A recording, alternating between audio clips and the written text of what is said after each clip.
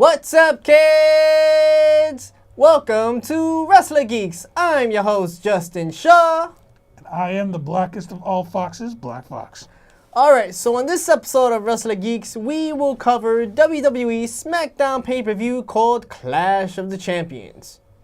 Now, this one, ladies and gentlemen, Clash of Champions, this had a lot of good bouts coming into it. It was some title changes, some moments where it got personal, and we also got to see a situation happen where surprisingly two referees got. So yeah. It was really an interesting event. But let's start off the first of this beautiful Clash of Champions with a triple threat match for the United States Championship involving the glorious one himself, Bobby Roode. Dolph Ziggler. Yes. And the United States Champion himself, Baron Corbin. Yes. Now, the whole thing about this match was Dolph wasn't really even so much a factor. He was just added to this more recently. So it was a surprise to everybody else. And, you know, with everything that had been going on with him as of lately, you know, nobody really came into this match thinking he was going to really do anything. Like, they just thought he was just there to make it more interesting. And in reality, he really did. Like, I'm going to be thrilled. Going into this match, I honestly thought Bobby Roode, my money was on Bobby Roode. Are you serious? Yes. Bobby Roode has been doing extremely well, more or less, recently. With, Because he got drafted to SmackDown and now he's a face? Jesus Christ. They should have left him as a heel, as he was in NXT. Bobby Roode. Hey, man. Hey, did his thing. Now, Baron Corbin came into this match strong. Yes. Like, he was just merciless on that. Like, I remember, like, that deep six he hit Bobby Roode with in the middle of the match. I honestly was like, yo, I think Bobby Roode's out. But to everybody's surprise, Bobby Roode came in just as strong, recovered, tried to hit a glorious DDT. And at the same time, like, Baron Corbin managed to save the match before the situation happened and, like, knocked out Bobby Roode. And to me, this was the surprise of the match, was when Baron Corbin had Bobby Roode set up for the end of days, Dolph Ziggler came completely out of nowhere, and just as, like, he was going for it, he hit him with a zigzag. So, like, at the same time, Bobby Roode got hit with the end of days, and Corbin got hit with a zigzag. And I thought it was Bobby Roode that got hit with the zigzag. No, it was the other way around. It was like he got hit, like, as he was getting it, he got hit with the end of days, and Ziggler caught him used the momentum from it to hit Corbin with the zigzag. So in the end, Ziggler won. Yes. And I was like, okay, Ziggler, hey, you know what? This might be the start of something. You know, I'm all for that. Nah. Yeah, but you know what happened, you know. Yeah, yes, you know, we did, yes. Week after, like, afterwards, he just, you know, he gave back the belt, and just, now we have a U.S. tournament going on. But nonetheless, it was still a great bout. I'm actually looking forward into that tournament, especially one of the matches with Mojo Rawley as a heel now against Zack Ryder. I never thought Mojo Rawley would turn heel against Zack Ryder. I figured it was always the other way around. But in any case, let's move on with the next match. Yes. Now, this one was for the SmackDown Tag Team Championships. It was champions Usos defending their titles against Aiden English and Rusev Day himself. Rusev. It's Rusev Day. Aiden English needs to stop singing. I mean, if you think about it, it's Rusev Day. Okay, I get it. But that's his gimmick. You gotta respect that. But you know what was also interesting when the New Day, they came out. You know how they always coming out throwing Booty-O cereal? And now all of a sudden they're throwing pancakes. Like, what now? Like, they ran out of Booty-O cereal to give to the kids, and now they're throwing pancakes? Hey. Booty cakes? Hey, PG. Let's keep PG now. Yo, I wouldn't be surprised when Aiden English sings, it's Rusev Day, and he gets smacked in the face with a pancake being thrown from the New Day. But yes, the New Day were the next opponents for it, and then it was Shelton Benjamin and Chad Gable. Now, this was interesting because, like, throughout this entire match, it came off between, like, you didn't really know who was gonna win. At the same time, you really didn't know who could actually take it. But, like, I'm gonna be for real. I honestly thought, like, with the way Chad Gable was throwing everybody around, especially when he grabbed Big E, like, that was like 300 pounds. And Chad Gable ain't the smallest dude. Especially but, like, when he was throwing, what is it, the German suplexes? Mm-hmm. My gosh, like of nothing. Yeah. And then, well, at that last moment, the Usos came through, managed to actually surprise Gable and just caught him with that super kick, and then ended it with a frog super splash. Kick and planchas. Frog splash, yes. And in the end, you know, the Usos proved that this is the Uso Penitentiary and they have the tag team division on lock. I gotta give props to the Usos because they really show how to perform as a tag team. Mm-hmm. Speaking of tag team, you know who I think should be on the main roster on SmackDown from NXT? Street Profits. I respect that. I respect that, actually. Street Profits. And I would like to see Street Profits go up against the Usos. That's if they get drafted from NXT to SmackDown, but it's still a little too early to tell because they're still in the beginning phases. Mm-hmm. But the reason why I mentioned Street Profits is like I just said about the Usos. The Usos are a great tag team. They know how to perform as a tag team. Mm-hmm. Yes, the Usos are heels, but their performance is awesome. Like their performance level is up there as Street Profits. Street Profits, don't you think they're like a combination of the Usos and the New Day? No. Only with party cups? No. No? No. To be for real, I'm gonna be honest with you. I actually like the Street Profits. They're more like a better version of Crime Time.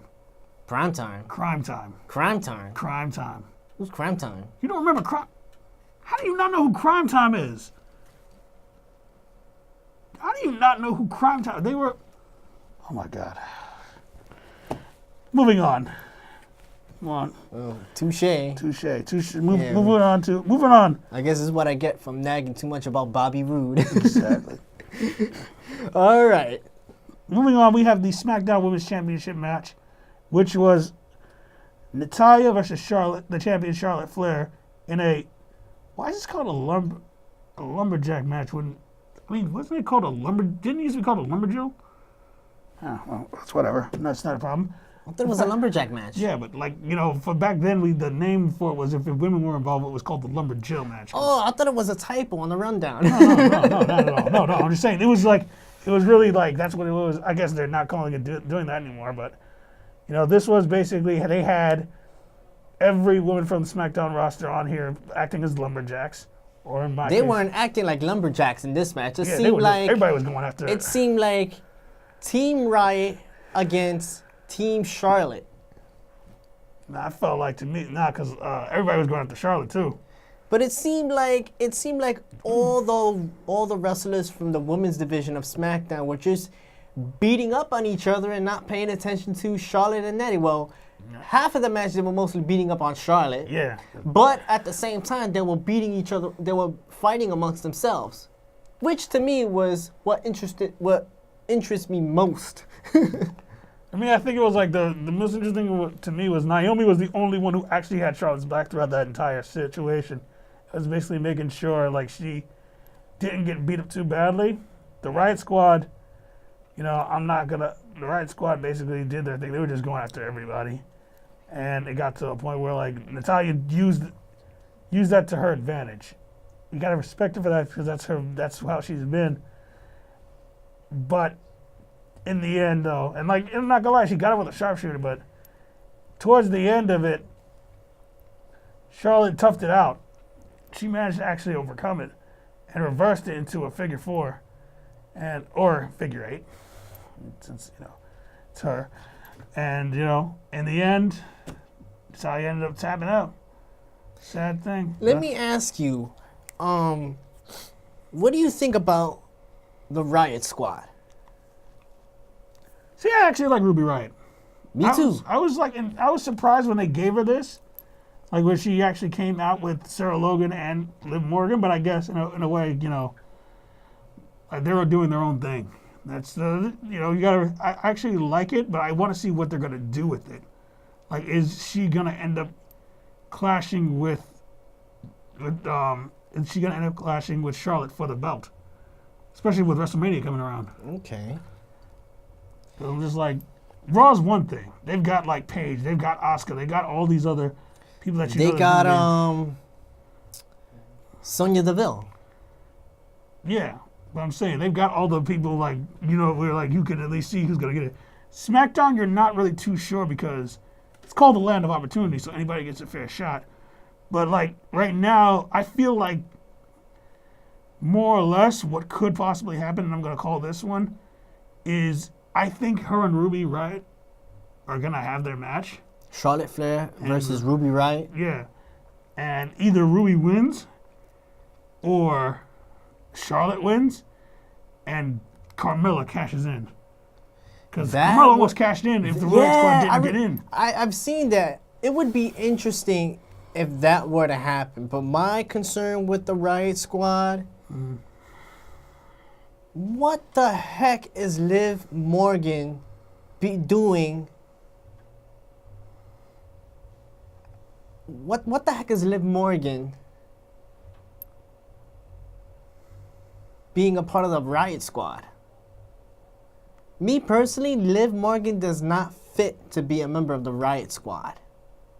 If you really think about it, the Riot Squad is basically made up of people who were like in NXT for a while. In other words, Team NXT, the women's division. Hey, look, whatever works. They're at the main roster now. They're doing their thing. You gotta give them that much. I always thought Liv Morgan was always, a face. I mean, Ruby Riot, So was Ruby Riot. Ruby Riot, I could see her as a heel. And so Sarah Logan. Sarah Logan, I could definitely see her as a heel. But Really? Yes. Oh. Liv Morgan, I'm like, it's like, and even if you see her, it's like she's just there, just like the Undisputed Era, or like, as I like to say, Team ROH. She's the Mandy Rose of the group. But, like in the Undisputed Era, you have Bobby Fish. Mm-hmm. You have Bobby Fish, he's the follower. You have Adam Cole, who's the leader. Mm-hmm. And you have Kyle O'Reilly, who's the combatant. Whereas the Riot Squad, you have Ruby Riot as the leader. You have Sarah Logan as the combatant. Mm-hmm. And you have Liv Morgan as the follower. Yeah. Okay. So it's like, she's just there. Well, I'm saying, you gotta remember, that's like in every 3-man group, that's kind of how it is. The thing is, like, it also depends on how, like, it varies. Because remember, New Day, there's a mouthpiece, there's a guy with experience, and then there's the guy with the power. In this situation, I think it's more or less like Ruby Riot's the one who can talk, is basically the talker of the group. Sarah Logan is supposed to be the power.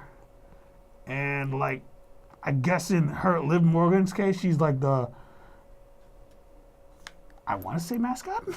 I don't know how. Now, for the next one, we have Breezango versus the Bludgeon Brothers. Bludgeon Brothers. Okay. Yeah.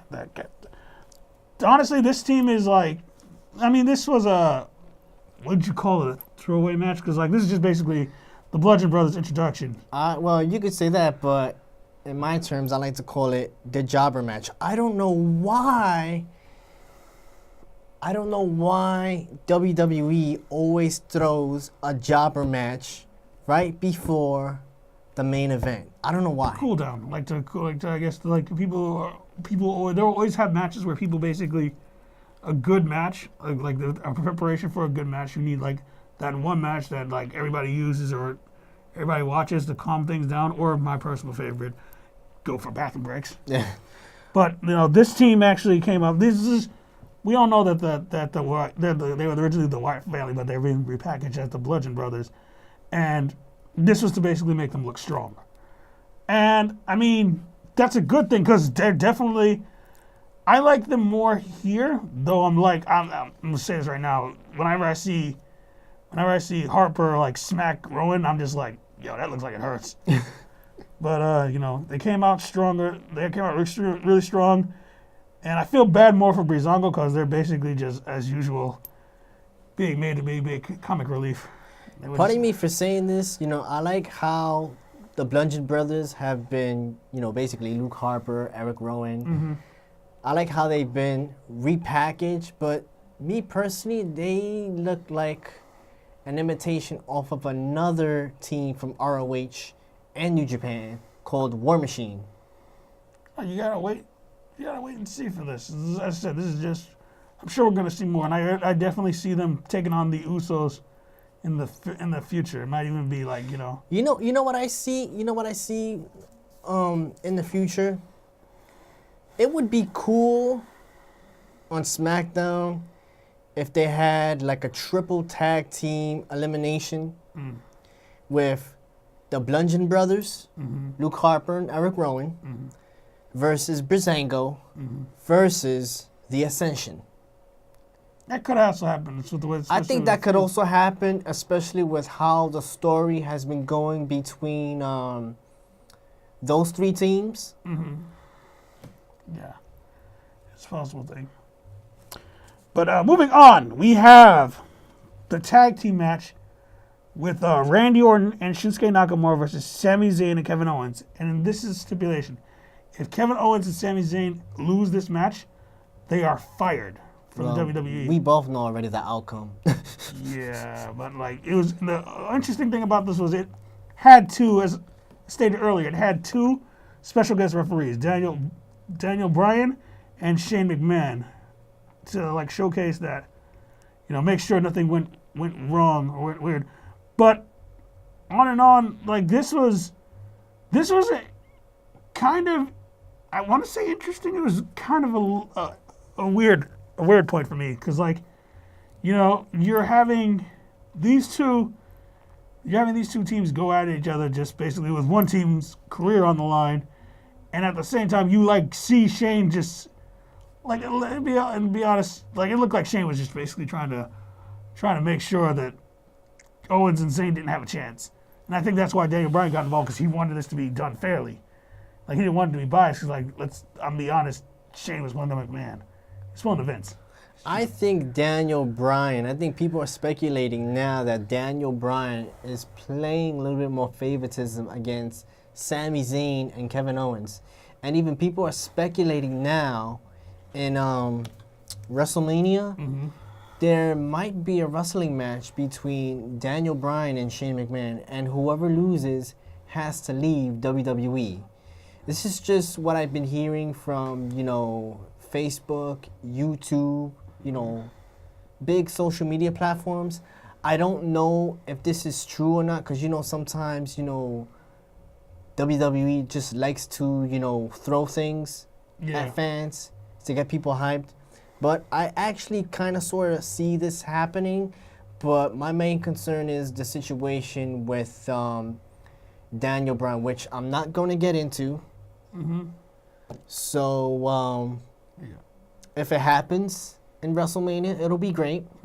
If not, well then I'm pretty sure the creative team in WWE will come up with some other method. Yeah. Let's just leave it at that. In the end, though, to going back to the match, in the end, to everybody's surprise, after the two had kind of an altercation argument, there came a point where they managed to actually get a roll-up pin, and you got to thank Daniel Bryan for this fast count. Like, people are calling That it a was fast stupid. count. It was just... That was stupid. Like, 1, 2, 3. I mean, Hey, come on. look, Since when does a referee in WWE count 1, 2, 3? They count like this. 1, 2, 3. Not 1, 2, 3. You keep watching. If you've watched his past, there's been situations where that has actually happened. But in the end, I mean, that's how Jericho won his first title. Who? Jericho. No, it's in the past. But yeah, in the end, Kevin Owens and Sami Zayn managed to save their jobs. They managed to one-up Shane McMahon. And Randy Orton, they won against Randy Orton and Shinsuke Nakamura, which is, you know, it is what it is. But now, Like I said, I already knew the outcome. yeah. But yeah. Now, we move on to the best match of the night. The match everybody was waiting for. The World Heavyweight Championship match between the former champion Jinder Mahal. Mr. Punjabi, I am the modern day Maharaja. Okay. Versus the phenomenal one himself.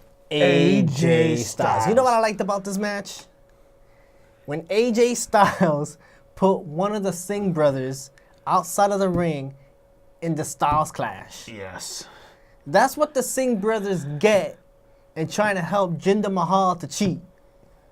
As I said before, Jinder Mahal does not need the Singh brothers to cheat. That's why, hey. I gotta say though, this was definitely the best match Jinder has had in a while. Like, he's had some decent matches, but this was just, this goes to show you, you also have to applaud this to AJ because, you work with AJ, you can pull off anything. Not to mention AJ put Jinder Mahal in the calf crusher and Jinder Mahal tapped out like a chicken. I was imagining you were going to do the Picasso sound, but okay. Yeah, as he said, towards the end, he managed to actually get him in the calf crusher. He tapped out like this. Yeah. Yo, I never thought Jinder Mahal would tap out in any submission move. Really? I really imagined it. I just think as the champion, he had to be against somebody, kind of worthwhile. Like, No, somebody but like I never thought he would tap out from any submission move performed by any wrestler. While he was champion? While he was champion, you mean? Doesn't matter. Oh, okay. I mean, like, I've seen some matches where Jinder's tapped out before. That's what I'm saying. This was way before he got the big push, I bet. Yeah. Well, I mean, he's in the United States Championships, so you never know. Could end up happening. Could end up tapping out again. But again, congratulations to AJ Styles. You proved that you are, as always, phenomenal. I gotta say though, now that that's over, we do now begin the road to WrestleMania. So, the kickoff match also, Mojo Rawley versus Zack Ryder. I have to give Mojo Rawley credit. He dominated that entire match. He did his thing. I wasn't expecting much from Mojo when he first started out. I mean, like when Mojo first turned heel, I didn't think it was going to be. I thought it was an interesting idea, especially since I thought it was going to be Zack Ryder turning heel. But he was cutting good promos. He was throwing jabs. At Ryder about his career, and now we just gotta I'm interested in seeing how this is gonna go for Mojo. That was what I was curious about. Like, I really honestly thought it wasn't gonna do well, but now I'm interested to see how they're gonna pull this off with Mojo. Okay. We're almost out of time. I want to thank everyone for watching. Please feel free to email me at shawjustin576@gmail.com. And me at blackfox777@gmail.com. Once again, this is Wrestler Geeks. I'm your host, Justin Shaw. And I am Black Fox. Until next time, have fun, be safe, and don't get into any fights. We'll see you next time.